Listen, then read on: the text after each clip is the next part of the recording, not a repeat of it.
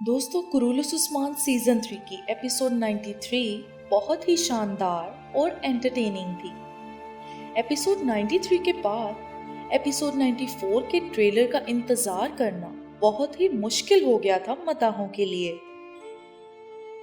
लेकिन अब एपिसोड 94 का पहला ट्रेलर जारी कर दिया गया है और आखिरकार इसमें वही होता दिखाया गया जो हमने आपको अपनी पिछली वीडियो में पहले ही बता दिया था।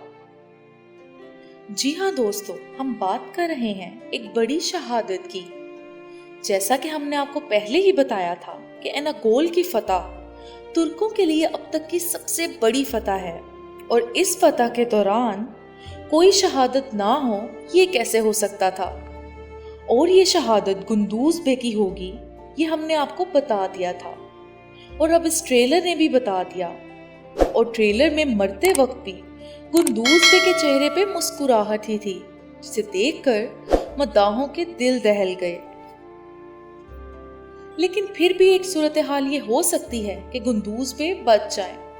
लेकिन दोस्तों, वहीं अगर हम बात करें तारीख की, तो तारीख में भी गुंदूज बे की शहादत एनागोल किले के मुहासरे के दरमियान हुई थी। तो अगर उस्मान सीरीज का डायरेक्टर हिस्ट्री के मुताबिक चले तो गुंदूज बे की हमारे साथ ये आखिरी एपिसोड होगी। गुंदूज बे भी कह देंगे इस सीरीज को अलविदा। हर चीज इशारा तो इसी तरफ कर रही है, बाकी तो एपिसोड 94 में ही पता चलेगा। दोस्तों, अब अगर हम बात करें बाला खातून और मालहून खातून की, तो वो दोनों खवातीन बच्चों को बचाने के लिए निकली हुई हैं। लेकिन बारकन बनने वाला है इसमें रुकावट। जी हाँ दोस्तों, अब उसका असल चेहरा भी इसी तरह सामने आएगा। लेकिन बारकन चाहे कितनी मर्जी कोशिश कर ले, खवातीन बच्चों को जरूर बचा लेंगी, क्योंकि एनागोल तो फतह होकर ही रहेगा। लेकिन इस सब के बाद गुंदूज बे हमारा साथ छोड़ जाएंगे।